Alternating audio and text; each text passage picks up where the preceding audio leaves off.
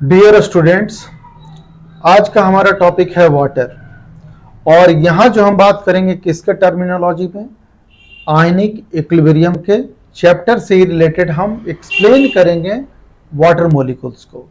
तो देखिए, water molecules बना होता है दो चीज़ों से मिलकर के बना होता है। H प्लस आयन और OH माइनस आयन के मिलने से ही वाटर मॉलिक्यूल्स बनता है।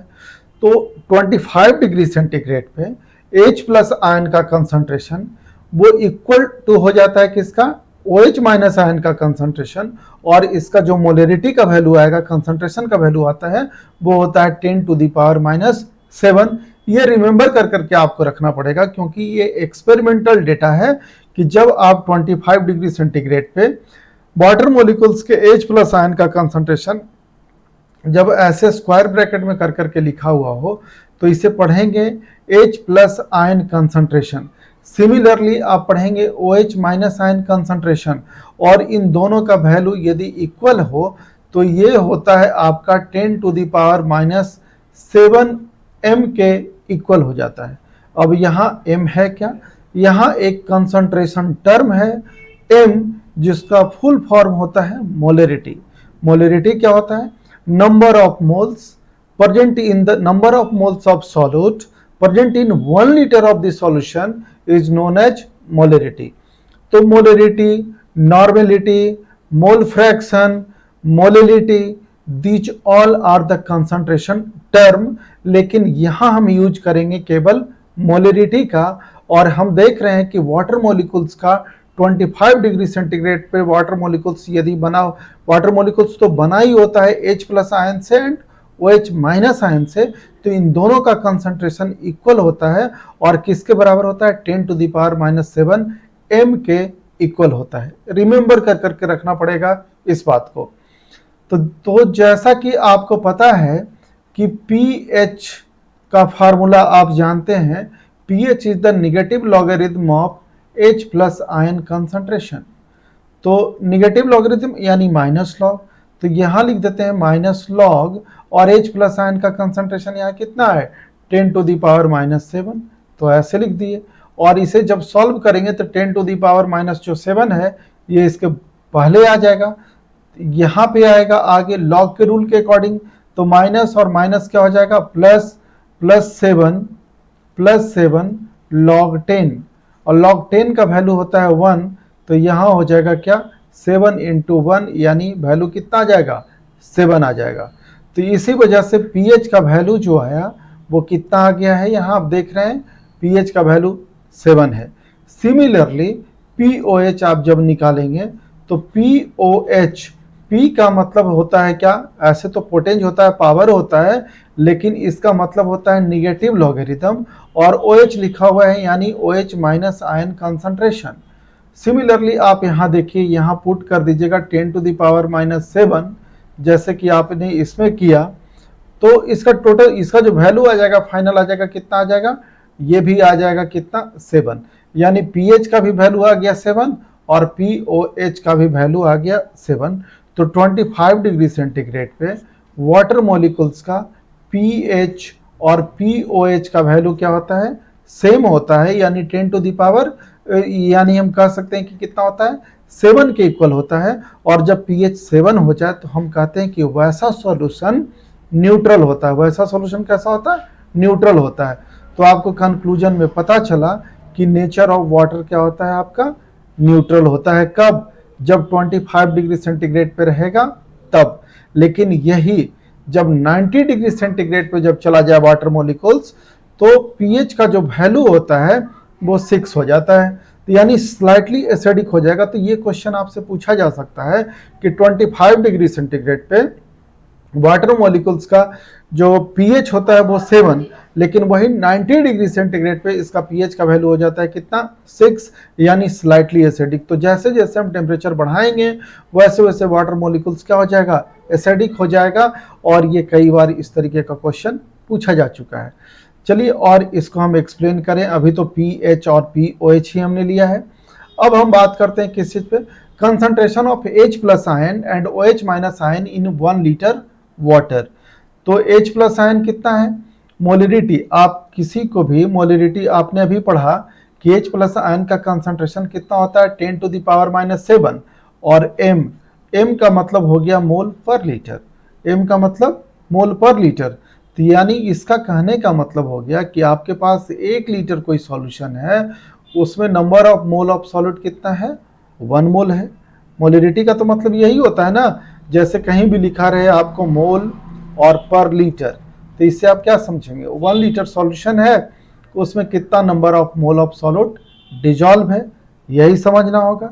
तो इस जगह पे आपको पता चल रहा है क्या कि H प्लस आयन का कंसंट्रेशन कितना है 10 to the power -7 m at 25 degree centigrade यानी मोल पर लीटर।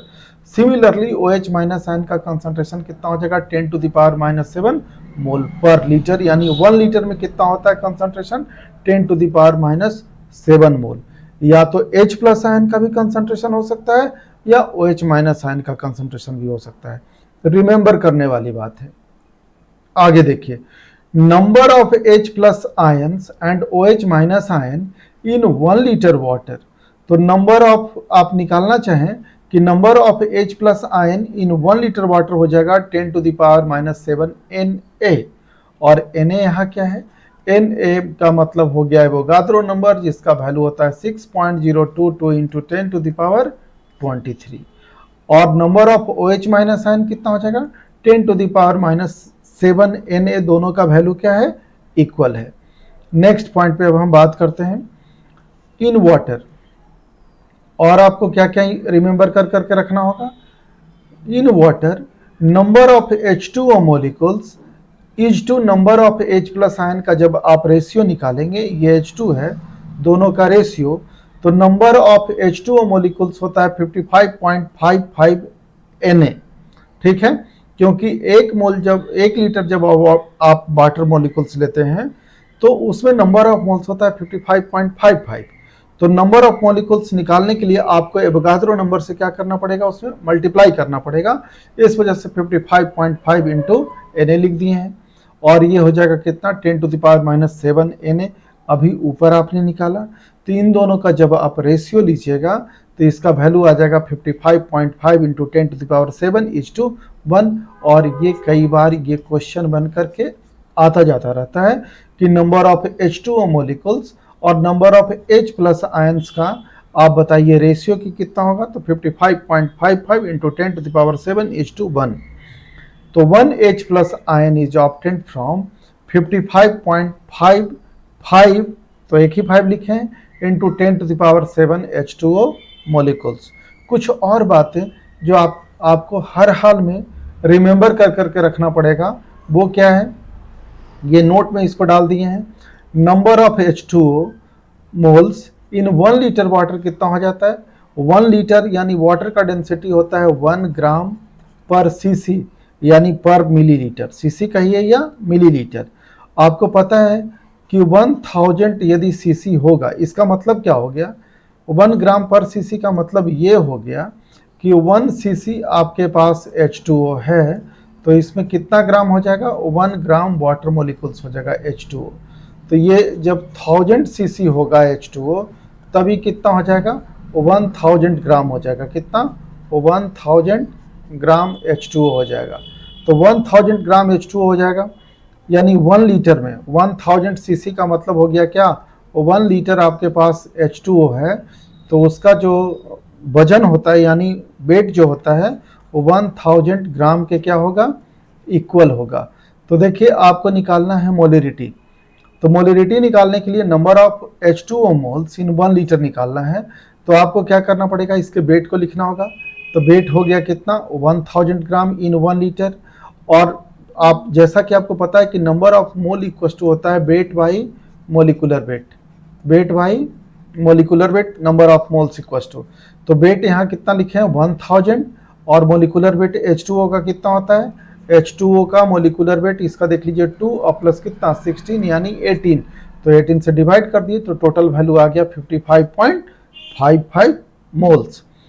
इसको इस वजह से याद रखना होगा कि बार बार आप इसको कैसे निकालिएगा, और यूजुअली आते रहता है 1 लीटर वाटर दे देगा तो उसमें नंबर ऑफ मोल्स हो जाता है कितना 55.55 मोल्स के इक्वल हो जाता है। तो मोलर कंसंट्रेशन यानी एक ही लीटर में कितना हो जाएगा मोलर कंसंट्रेशन H2 हो जाएगा 55.55 मोल पर लीटर। अब मोलरिटी कैसे निकाल ली है? अब मोलरिटी के लिए आप यहाँ ध्यान से देखिए, मोलरिटी का मतलब होता है, मोलरिटी यानी मोलर कंसंट्रेशन। मोलर कंसंट्रेशन का मतलब होता है कि number of moles of solute divided by litre solution, divided by litre solution. तो नंबर ऑफ मोल्स आपको कितना आ गया 55.5 और डिवाइडेड बाय कितना 1 लीटर, तो 1 से डिवाइड करिएगा तो इसका यूनिट अब बदल के हो जाएगा 55.5 मोल। ऊपर मोल है तो मोल लिखेंगे और नीचे लीटर है तो लिख देंगे पर लीटर। क्या लिख देंगे? पर लीटर सॉल्यूशन। इसीलिए मोलर कंसंट्रेशन जो आप यहाँ देख रहे हैं H2O का, ये होता है 55.55 मोल पर लीटर। अब नेक्स्ट पॉइंट पे, number of H2O molecules in 1 litre. तो आप नंबर ऑफ मोल्स में एवोगाद्रो नंबर से केवल क्या करिए, मल्टीप्लाई करिए तो टोटल वैल्यू आ जाएगा। एवोगाद्रो नंबर होता है 6.022 into 10 to the power 23। Clear हो गया है यहाँ तक के? अब हम नेक्स्ट टॉपिक पे, इसी में हम अभी एक्सप्लेन कर रहे हैं वाटर मॉलिक्यूल्स को ही। अब हम देखेंगे degree of ionization of water, degree of ionization of water के बारे में। जैसा कि आप स्क्रीन पे देख रहे हैं, ये है हमारे पास H2O मॉलिक्यूल्स। ये जब आयनाइज होगा तो देगा H+ ion and OH- ion ये प्रोड्यूस करता है। तो according to Ostwald dilution law, Ostwald dilution law के अकॉर्डिंग आपने पढ़ा है, ठीक है। ओस्टवाल्ड डाइल्यूशन लॉ के अकॉर्डिंग जो H+ आयन का कंसंट्रेशन होता है वो C अल्फा के क्या हो जाएगा, इक्वल हो जाएगा। अब C अल्फा का कंसंट्रेशन C अल्फा के इक्वल कैसे हो जाएगा? तो देखिए इसको लिखने का तरीका क्या है। मान लेते हैं कि इसका कंसंट्रेशन C है, तो इनिशियल कंसंट्रेशन इसका कितना हो जाएगा 0 होगा। कुछ देर के बाद इसमें कमी आएगी किससे, C अल्फा से, तो ये बनेगा क्या +C अल्फा और ये भी बनेगा +C अल्फा। यदि समझ में नहीं आ रहा हो तो मेरा एक वीडियो है ओस्टवाल्ड डाइल्यूशन लॉ, आप उसको देख लीजिएगा। तो ये इक्विलिब्रियम पे चला जाएगा। फाइनली ये कितना चला जाएगा C - C अल्फा और ये C अल्फा और ये C अल्फा। तो H+ आयन का कंसंट्रेशन इक्विलिब्रियम पे चला जाता है कितना C अल्फा। इसी वजह से H+ आयन का कंसंट्रेशन इक्विलिब्रियम पे यहाँ लिखा गया है कितना C अल्फा। आपको पता है कि कंसंट्रेशन कितना होता है 10 टू, H+ आयन का कंसंट्रेशन कितना होता है 10 टू द पावर -7, अभी पढ़े हैं। और ये मोलरिटी है, कंसंट्रेशन का मतलब मोलरिटी, मोलरिटी होता है 55.55 और अल्फा को एज इट इज छोड़ दिए हैं। तो अल्फा का वैल्यू यानी degree of ionization of water, यानी डिग्री ऑफ आयनाइजेशन को हम रिप्रेजेंट करते हैं किस चीज़ से, अल्फा से। तो अल्फा का वैल्यू क्या हो जाएगा 10 टू द पावर -7 ऊपर हो जाएगा और 55.55 मोल नीचे हो जाएगा। दोनों को जब हम डिवाइड करेंगे तो वैल्यू आ जाएगा 1.8 इंटू 10 टू द पावर -9। तो ये आ गया आपको डिग्री ऑफ आयनाइजेशन। और जब हम परसेंटेज में निकालते हैं तो इसमें आपको क्या करना पड़ेगा, 100 से मल्टीप्लाई करिएगा तो हो जाएगा 1.8 इंटू 10 टू द पावर -7, क्योंकि यहाँ से 2 घट जाएगा 100 से मल्टीप्लाई करने के चक्कर में। तो अल्फा का फाइनल वैल्यू आ गया 1.8 इंटू 10 टू द पावर -7%। तो जब आपको परसेंटेज में कहना होगा डिग्री ऑफ आयनाइजेशन तो आप ये वैल्यू कहिएगा, और परसेंटेज में ना दिया रहे तो आप ये कहिएगा 1.8 इंटू 10 टू द पावर -9। और परसेंटेज में पूछा जाए तो 1.8 into 10 to the power -7%। Hence water is very big electrolyte, क्योंकि इसका कंप्लीट डिसोसिएशन नहीं होता है। और वैसा कोई इलेक्ट्रोलाइट जिसका कंप्लीट डिसोसिएशन होगा उसमें अल्फा का वैल्यू 1 आएगा। और यहाँ देखिए अल्फा का वैल्यू 1 से काफ़ी कम है। आप 1.8 को पर ध्यान मत दीजिए, आप ये भी देखिए कि 10 टू द पावर माइनस क्या लिखा हुआ है 7, जो कि 1 से काफ़ी कम चला जाएगा।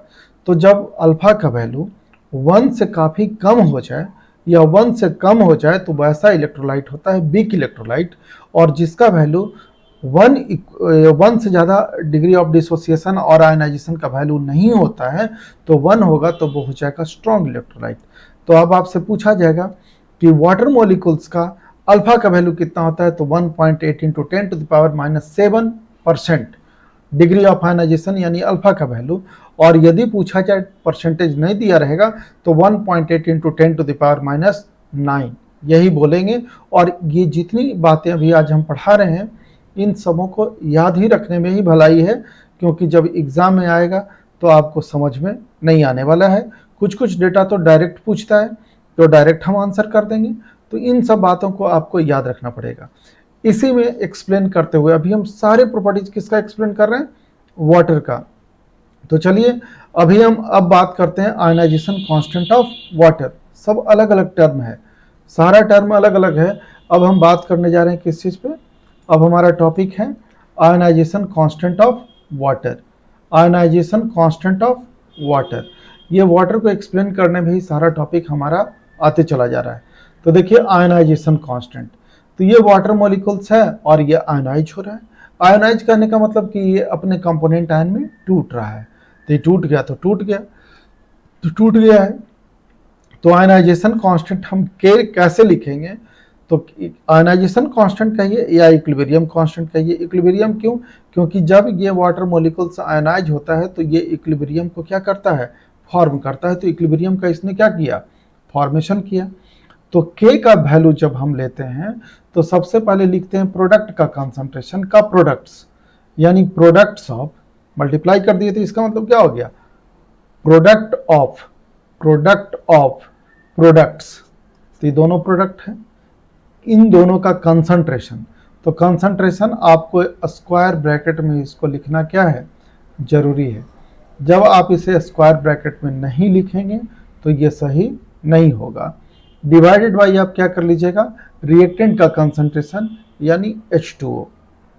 अब आपने पढ़ा है कि 25 डिग्री सेंटीग्रेड पे H प्लस आयन का कंसंट्रेशन का वैल्यू कितना होता है, -7। नहीं याद रहता तो पता नहीं चलता कि कहाँ से आ गया। OH माइनस आयन का भी कंसंट्रेशन कितना होता है, 10⁻⁻7। और आपने पढ़ा है कि मोलरिटी यानी concentration of H2O 1 litre water का कितना होता है, 55.5 होता है। तो वो पुट कर दिए।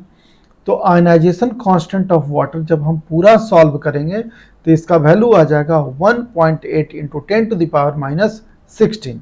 तो ये देखिए ये डेटा अलग है, ये आयनाइजेशन कांस्टेंट ऑफ वाटर है।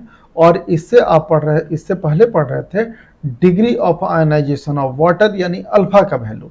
अल्फा का वैल्यू कितना आ रहा था, 1.8 इंटू 10⁻⁻7% में और 1.8 इंटू 10⁻9 विदाउट परसेंट पे, ठीक है।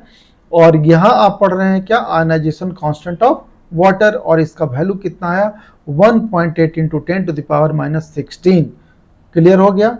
और जब थोड़ा थोड़ा सब सारे शब्द लगेंगे एक ही तरीके का, लेकिन एक है नहीं, सब अलग अलग है।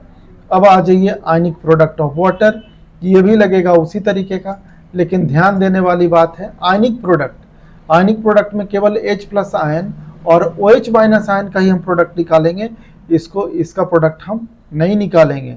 तो देखिए आयनिक प्रोडक्ट ऑफ वाटर को हम अब समझते हैं। ये तो पूछता है, जब कभी भी आप एकेडमिक एग्जाम दीजिएगा तो वहाँ पूछा जाएगा कि what is ionic product of water, तो आप आसान तरीके से इसका आंसर कर सकते हैं। सबसे पहले समझिए कि आयनिक प्रोडक्ट ऑफ वाटर को हम रिप्रेजेंट करते हैं किससे, KW से। K बड़ा लिखिएगा, W छोटा नीचे लिखिएगा। बराबर बराबर में KW आपको नहीं लिखना है, लिखने का भी तरीका आपको आना चाहिए। अब देखिए आयनिक प्रोडक्ट, तो H2O मॉलिक्यूल्स जब आयनाइज होता है तो H प्लस आयन देता है और OH माइनस आयन देता है। अब इसका जब डिसोसिएशन कांस्टेंट लिखिएगा K या आयनाइजेशन कांस्टेंट, तो प्रोडक्ट का कंसंट्रेशन और रिएक्टेंट का कंसंट्रेशन, ठीक है। आपको प्रोडक्ट निकालना है, बस इन दोनों का प्रोडक्ट का वैल्यू निकालना है। तो इन दोनों के प्रोडक्ट का जब वैल्यू आप निकालिएगा तो ये चला जाएगा क्रॉस मल्टीप्लिकेशन होकर के किसके पास, K के पास चला जाएगा।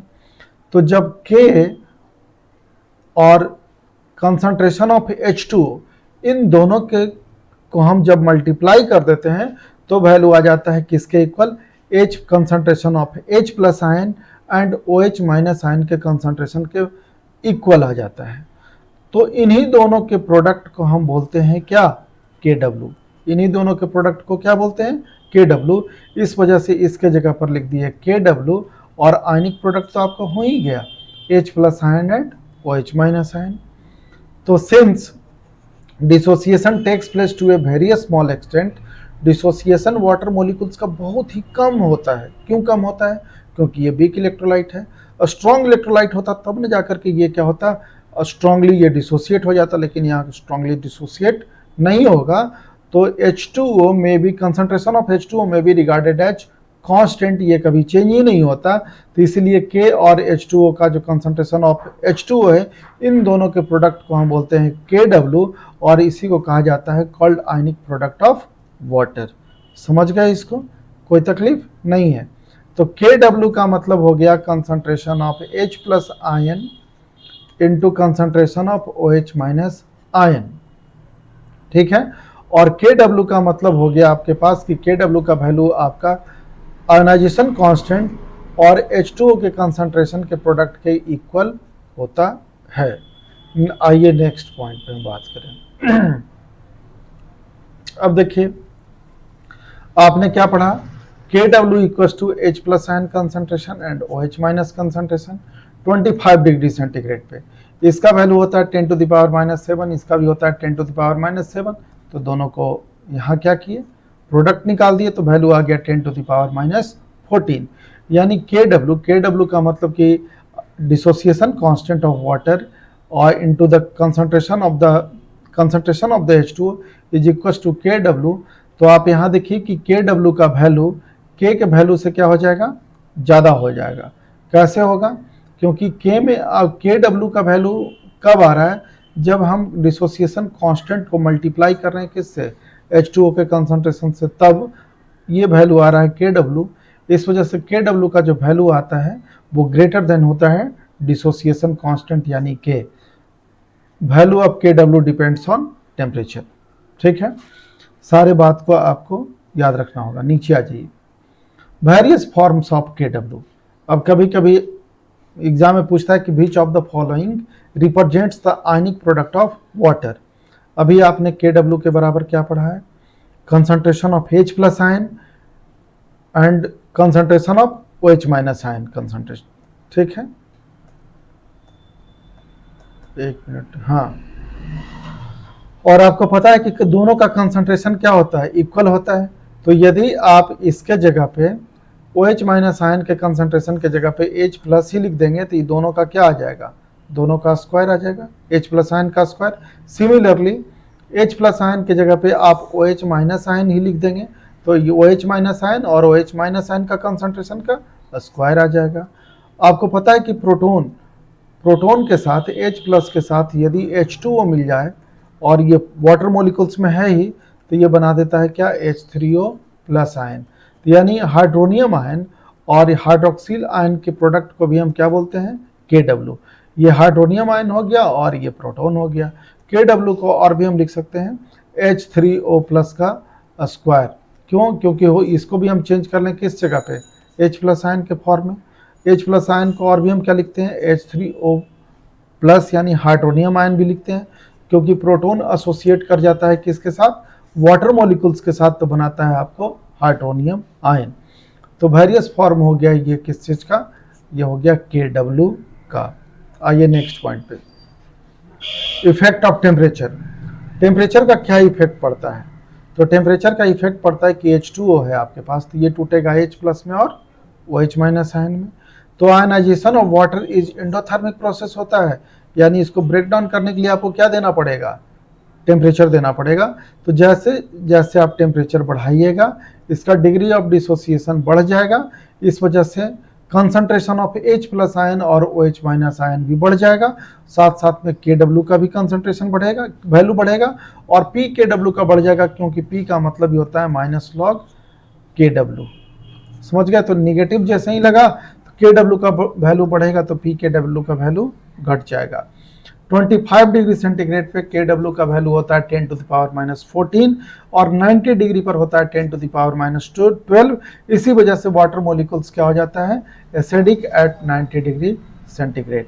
तो चलिए अब कंपेरिजन कर लेते हैं, पैरामीटर देख लेते हैं। पैरामीटर 25 डिग्री सेंटीग्रेड पे, 90 डिग्री सेंटीग्रेड पे KW का value 10 to the power minus 14, यहाँ 10 to the power minus 12। PKW का वैल्यू जब निकालिएगा तो इसका 14 आ जाएगा, जो पावर है वही आ जाता है, तो 12 आ गया।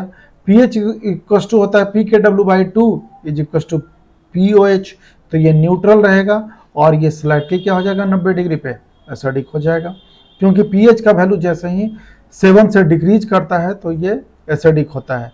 H plus ion and OH minus ion is equal to होता है √KW, और इसका वैल्यू हो जाएगा कितना 10⁻⁻7 और इसका चला जाएगा 10⁻⁻6, और pH और POH इज इक्वल टू होता है pKw, तो ये हो जाएगा 14 और ये हो जाएगा 12।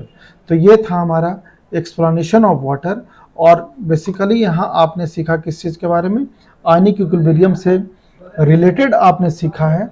नेक्स्ट वीडियो में हम बात करेंगे सॉल्ट के बारे में, और यदि हमारा पढ़ाना अच्छा लगता है तो हमारे वीडियो को लाइक करें और शेयर करें। Thank you.